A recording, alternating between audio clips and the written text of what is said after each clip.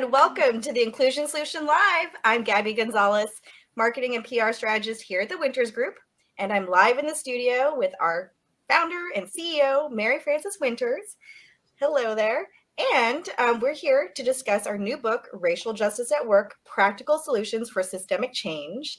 We're going to be taking a deep dive into a very important chapter on justice in procurement, which was written by our Chief Operating Officer and new president, Mareisha N. Reese. Hello. Hello. And we're going to start with a check-in today. Mareisha, how are you entering? I am entering actually very excited. Excited to be in space with you all. I'm energized and looking forward to this discussion. So thank you for asking. Thank you. And we'll pass it to Mary Frances. I'm checking in really well. I love doing these Inclusion Solution Lives, and gives me a lot of energy and a lot of juice, as one of our colleagues might say. So I am really happy to be here today. Mareisha, thank you for being here. And I want to ask you about your chapter, Justice in Procurement, a really important chapter in the book. So why don't you tell us a little bit about you, your background, how you got here, and why you wrote that chapter? Yes, thank you, Mary Frances, and thank you, Gabby, for the great introduction. So like I said, I'm excited to be with you all in conversation today. So a little about me. My pronouns are the she series. I'm a Black heterosexual cisgender woman. I'm a wife, a daughter, a sister, and a dog mom. And I'm a Zennial. So that means I'm on the cusp of millennial and Gen X. And so like I like to say, depending on the day, you might find me leaning one way or the other. I'm also an introvert. It's probably not showing much right now. I hope not, but I am an introvert. And so in my previous life, prior to joining the wonderful Winters Group, I worked as an engineer and was often the only woman, female in the space, only Black woman or only Black person, right, in my workspaces. And I did experience biases. And at the time, what I didn't have a name for, I also experienced microaggressions. So this also led more to my passion towards diversity, equity, inclusion, and justice work. So that's a little about me. And you also asked about my why for the chapter, or why I wrote the book. So as you shared, my chapter is Justice in Procurement, which is in part 2 of the book on how we actualize justice. And so during my tenure at the Winters Group, part of my responsibility has been managing our team that's responsible for client engagement. So that includes responding to requests for proposals, creating our statements of work, creating contracts, negotiating contracts, reading legal documents. I know it sounds so fun, doesn't it? And so my goal with the chapter is really to invite readers to think about what it means to create justice-centered procurement policies and practices. And so thinking of it another way, or asking the question, how do organizations reimagine their procurement policies and practices to eliminate barriers for small BIPOC-owned vendors and suppliers? And so many of the examples that I share in the chapter are really based on my own personal experience doing a lot of this work and dealing with some of our wonderful clients. And so I did discuss in that chapter, I discussed, some of the I wouldn't say issues, but some of the things around, RFP processes, questions we've received from organizations that are very much larger than our own, that, kind of question our capacity to be able to do the work, since they're such a large organization and we're a smaller boutique firm. I also discuss, payment terms in my chapter, and intellectual property. That's a big thing that I notice in a lot of our clients with their documents. They want to own all of our property. So anything we create for them, they want to own it. So I'm often battling that. And also just things around flexibility, being more flexible and not so rigid or one size fits all in their approach. And so real quickly, I know I feel like I'm answering this question long, but we're loving it. We're loving it. Tell your story. Tell your story. I did wanted to share too that, while many organizations, they have supplier diversity programs, and the goal around those programs is to ensure that there's fairness with awarding business to BIPOC and women-owned organizations. And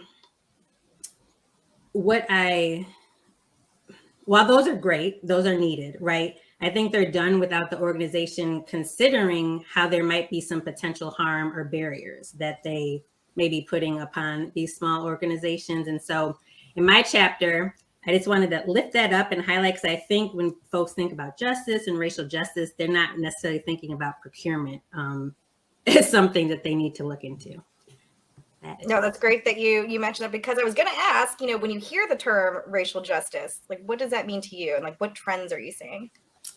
Yeah, thanks, Gabby. So racial justice for me, and as we talk about a lot at the Winters Group, is really about acknowledging the past harms, right? And committing to correcting and repairing those, and requiring us to ask who's benefited most by the systems and who is being harmed. And so I think with everything that we're asking organizations to do around this work, this justice work, is to ask those questions: who is most benefited, who is most harmed, for a way for them to analyze and look into their their practices and policies. And so regarding trends, so I do think we are seeing, a lot of progress in this space, and some of that we do highlight in the examples in the book. And just going back to 2020, after the murder of George Floyd, we saw a lot of trends towards committing to racial justice, right? And that gave me hope.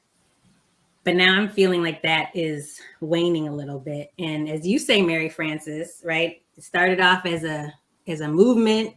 Now it's a moment, and hopefully it's not a memory, but it is starting to feel like that, right? And so I think what folks are missing, and why it may be becoming that memory, is that they didn't really know what they were necessarily committing to when they said commit to justice or anti-racism. And so I think that our book definitely helps folks define that further, and gives them some of those salient examples, and that they can see, like, oh, I can see how this can work, and how we might be able to incorporate that into our own organization. And I just wanted to also add, just for trend, like things that I'm seeing, and this is most top of mind because I do watch the news every day. And so some of the things that are top of mind for me that not related to anything in my chapter, of course, but it's just the latest political atmosphere, right? So the calling this work, the work that we're even doing, this woke agenda, and like it's negative. And so what I see happening in Florida with the banning of Black history education from schools is extremely disheartening for me, especially as a Black woman.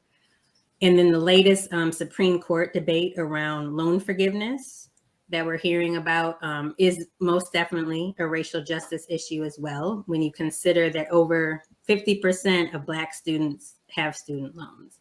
So those were just some trends that came top of mind for me.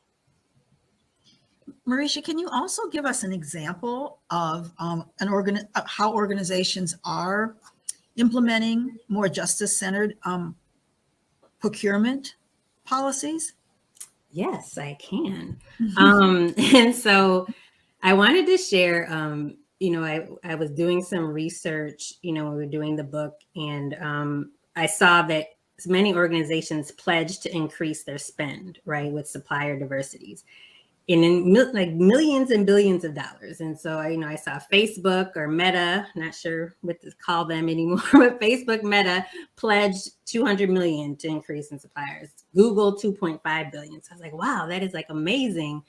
But I think, like I said before, it's amazing if they do it right? If they're approaching this a justice-centered way. So some examples for me, so payment terms, for example. The Winters Group has payment terms of net 30 days. So that means when our client gets the invoice, they are to pay it within 30 days of receipt. So that's our terms. Now, these big companies, though, they don't always care about our terms necessarily. And so they may have standard terms that are 45 days or 60 days or even 120 days.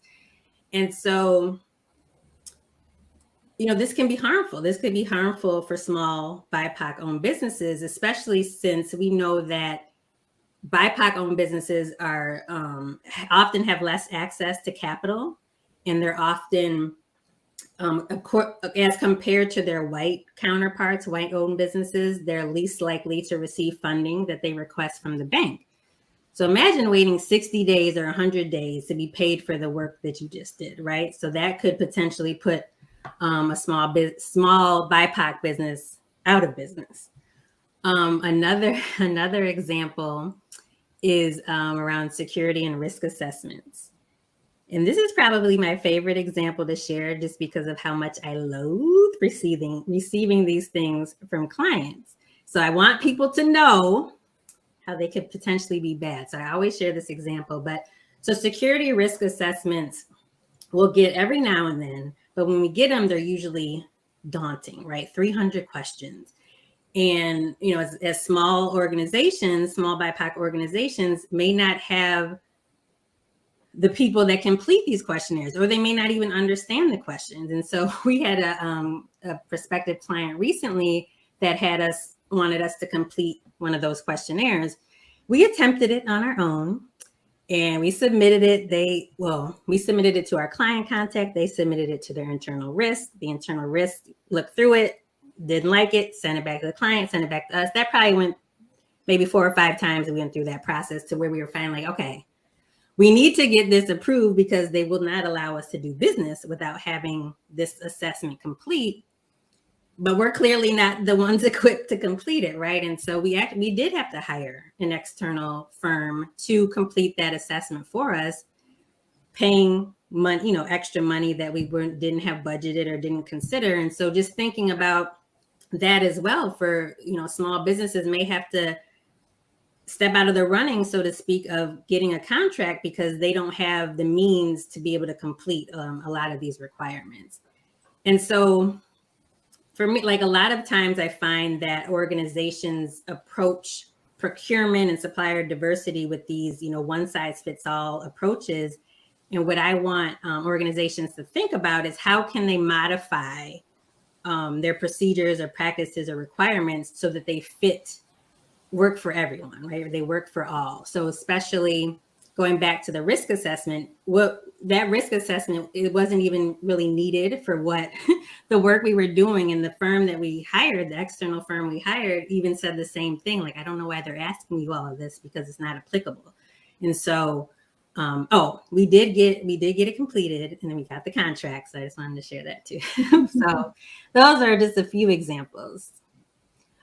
Yeah, and the extra time that it takes, right, to comply, and again, you know, smaller staffs, we don't have somebody dedicated, you know, necessarily with that kind of expertise right. to be able to answer those questions. And what was really salient in what you said is that many of the questions were not even applicable. So this one size fits all, and so those organizations might say, well, we're being equal. We treat everybody the same.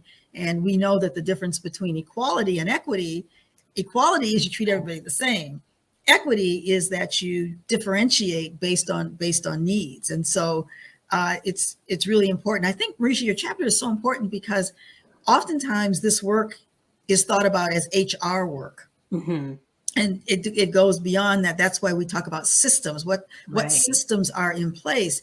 And when we think about procurement, we often think about supplier diversity. Oh, isn't that great that organizations have X amount of dollars, you know, set aside? But then your point is, how difficult is it to get that? Is there an example of an organization that you think has done something to mitigate that? Yeah, I did. There was an example around payment terms and policies around mitigating the barrier to that. And so I know Facebook/Meta had a program. I'm not sure if it's even still active, but they did have a program where diverse suppliers could sell their invoice to Facebook and they would pay it for them. So it didn't have to be a Facebook invoice. It could be whoever their customer was, and Facebook would pay. And I think, you know, there was definitely some type of fee, but it was a very small percentage fee. And then another organization, Cummins, which is an engine manufacturer, I think this is a newer program for them, but they have where it's an early payment program. And you can, based on, and this is for if Cummins owes you money, right? So they are allowing for their suppliers to select an invoice they might want to have paid early, and they determine the discount. So, which reminds me too, so we've received also agreements that talked about, right, early payments, and the organization will want to take a percentage off. Like if we pay early, if we pay before the due date, then we're going to discount this invoice. And so we oftentimes try to get that taken out because, we don't want to have less than what we're owed, right? But with the Cummins situation, the diverse supplier is determining, well, what discount can I manage? What discount can I work with? And then Cummins will decide if they accept that or not. I also, Mary Frances, wanted to go back to when you were just talking about the supplier diversity programs and all of that.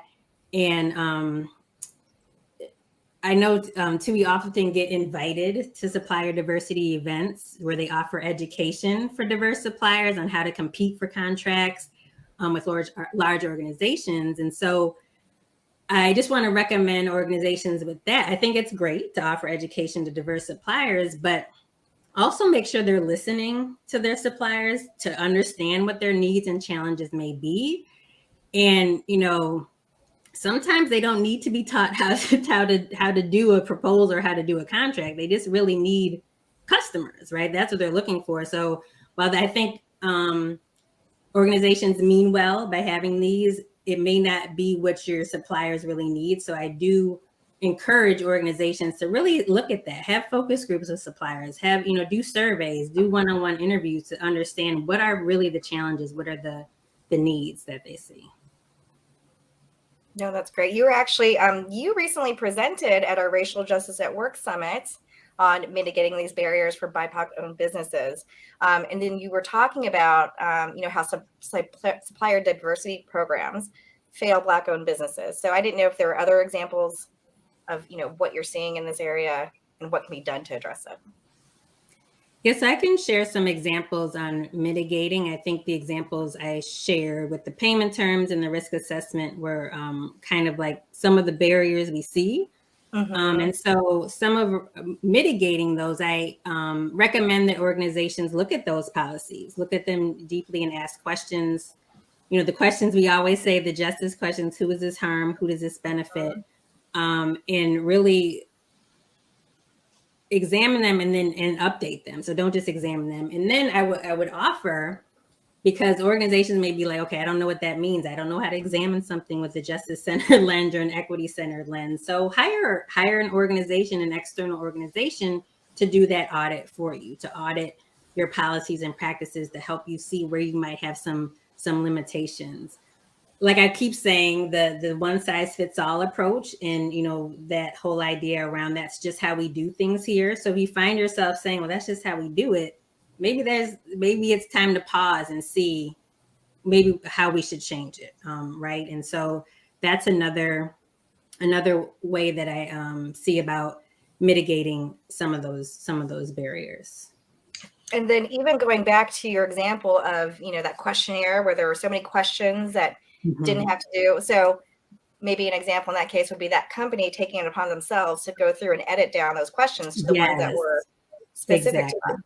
Yeah. Exactly. Yes. Or have a smaller questionnaire that's needed just for, that specific work or something like that. Yeah. Because like I said, a lot of them were not applicable. So we're going through putting NA, and that takes time and from us, from work that we may need to do as well.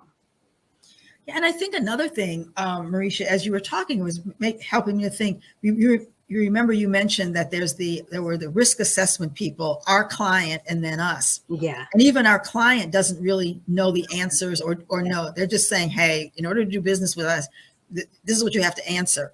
But they can't be helpful because they don't know the answer to the questions. And a lot of it is technical jargon. Yeah. That you really have to be an expert, to answer. So if those organizations can, work more closely with the the departments that are hiring, right, to find more about what is this company going to be doing, right? Yeah, and then you know, and then tailor it. Yeah, so I think that you know, oftentimes organizations have, and you mentioned this earlier too, have the assumption that the BIPOC company is deficient, you know, in some way. You mentioned that, you know, earlier, and I'm wondering if another recommendation might be to use more of an asset-based examination or mindset than a deficit one. Just because we're small doesn't mean that we don't have the capacity. Exactly.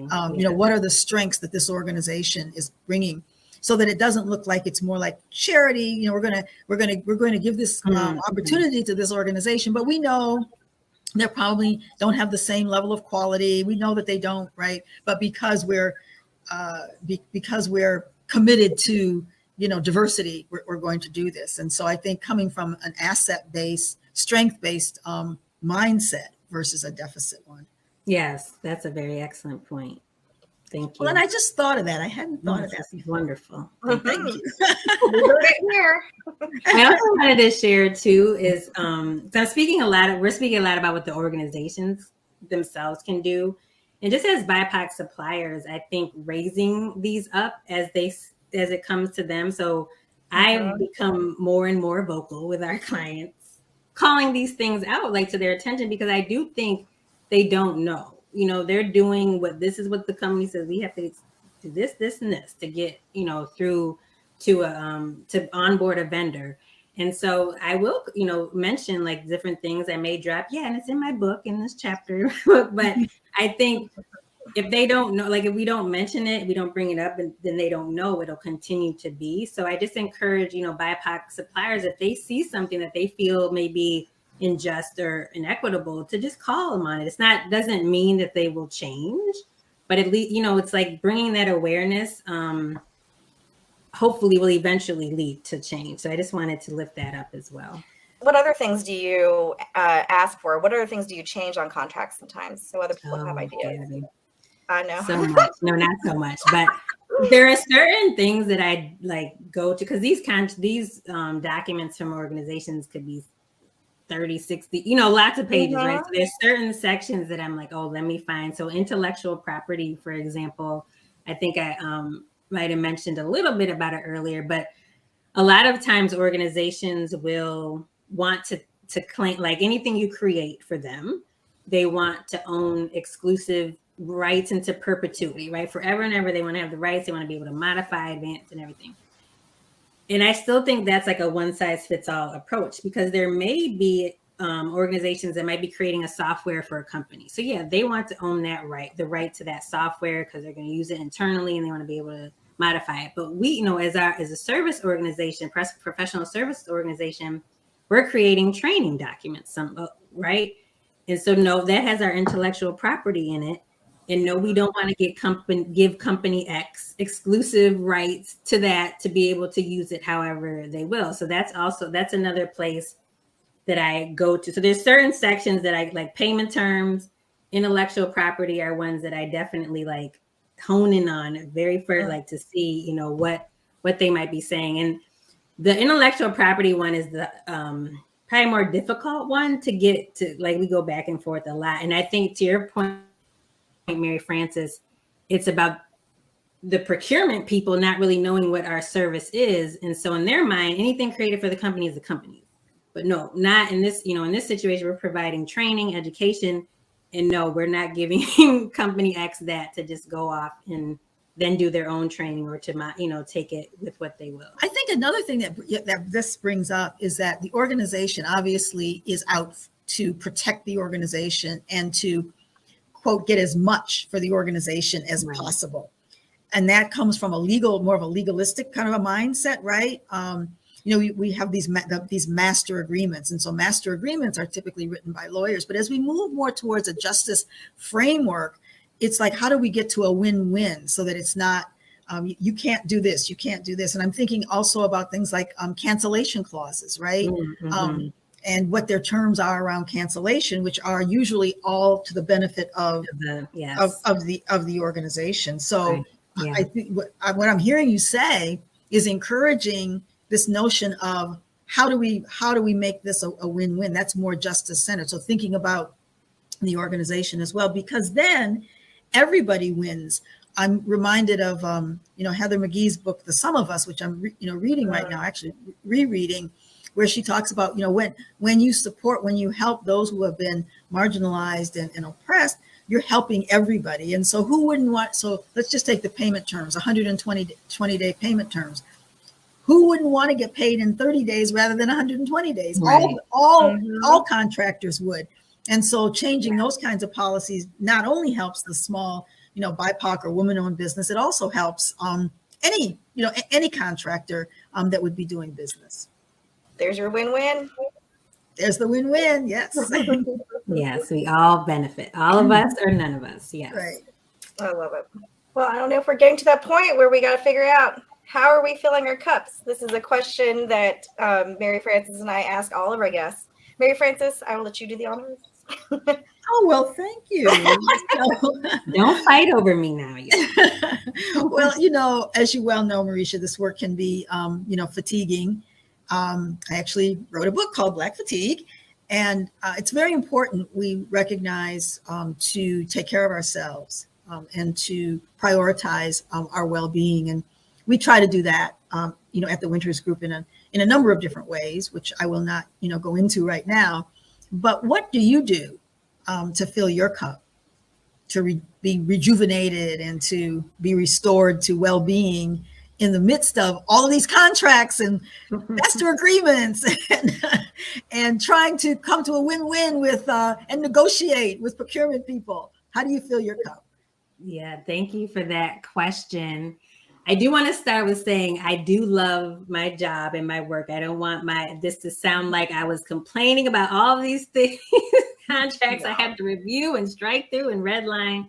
So I definitely find immense joy in the work we do at the Winters Group.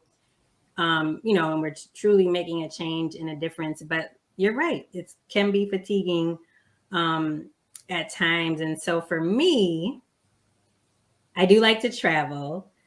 More specifically to the Caribbean, because I like warmth. I'm not trying to travel to somewhere with snow and cold. I like warmth, that ocean breeze, the Caribbean breeze. So that's one thing. Now I can't go there every, weekend to decompress, but I do like to do that. Sometimes, so speaking of the weekend, sometimes on the weekend, I just want to do nothing, and I might just turn on a movie and just escape into that movie. That doesn't require me to think much. So like some romantic comedy or something that just lets me just forget about the things of the world for an hour and a half or two. And I think I would say now, this one, I know it helps, but I can't say I'm consistent with it. And that would be exercise. So I know when I do exercise, I'm feeling great after, right? Those endorphins and all that. But it is a struggle to get myself to get, into the exercise mindset. But those are just some ways that I just try to take care of myself and escape from the realities of the world for a moment. Those sound like really good things to do. I like the movie part too, taking a Saturday, right? And just that Netflix. Yeah. Hulu. Some of those, you don't have Hallmark movies. You don't have to think about it. You just look at it's just, and everybody's so happy and loving. And right. Well, you know by the end, right? Everybody's going to be happy. Right, exactly. Well, thank you so much, Mareisha. This has been a wonderful, fascinating conversation on a topic that hopefully is different for our listeners when they think about, DEI justice. Gabby, it is always a pleasure to co-host with you. And so until next time, continue to reimagine racial justice at work. Thank you. Thank you. Thank you. Thanks for having me.